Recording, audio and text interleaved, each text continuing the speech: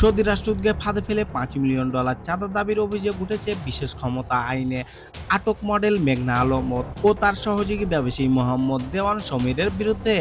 শনিবার সমীরকে আদালতে হাজির করে 10 দিনের রিমান্ড আবেদন করে ভাটারা থানা পুলিশ।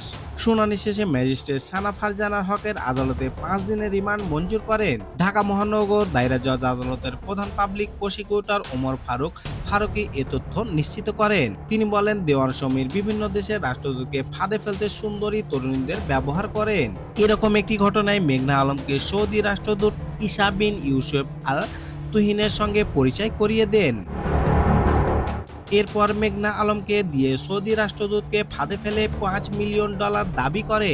জিজ্ঞাসাবাদে মেঘনা আলমের সঙ্গে জড়িত থাকার কথা স্বীকার করে দেওয়ান মোহাম্মদ সমীর।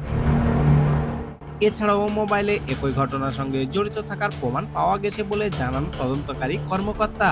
মামলা থেকে জানা যায়, বসুন্ধরা এলাকায় একটি সংঘবদ্ধ প্রতারক চক্র সুন্দরী মেয়েদের মাধ্যমে বিভিন্ন বিদেশি রাষ্ট্রদূত এবং ধনাঢ্য ব্যক্তিদের প্রেমের ফাঁদে ফেলে ব্ল্যাকমেল করে অর্থ আদায়ের চেষ্টা করে।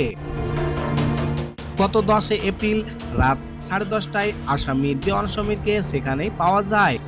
মামলা সূত্রে আরও জানা যায়, আসামিরা বাংলাদেশে সৌদি আরবের অ্যাম্বাসেডর ইসা বিন ইউসুফ আল তুহিনকে টার্গেট করে গত বছরের জানুয়ারি মাস থেকে এখন পর্যন্ত তার সঙ্গে প্রতারক দলের সদস্যদের মধ্যে সাক্ষাৎ তৈরি করে। এক পর্যায়ে ব্যক্তিগত যোগাযোগ স্থাপন করে ফাঁদে ফেলে $5 মিলিয়ন দাবি করে। সে $5 মিলিয়ন টাকা দেওয়ার জন্য বিভিন্ন মাধ্যমে চাপ সৃষ্টি করে। এ ঘটনার সঙ্গে জড়িত থাকায় বিশেষ ক্ষমতা আইনে মামলায় মিস আর্থ বাংলাদেশ 2020 বিজয়ে মেঘনা আলমকে গত 10 এপ্রিল 30 দিনের জন্য কারাগারে পাঠানো হয়েছে।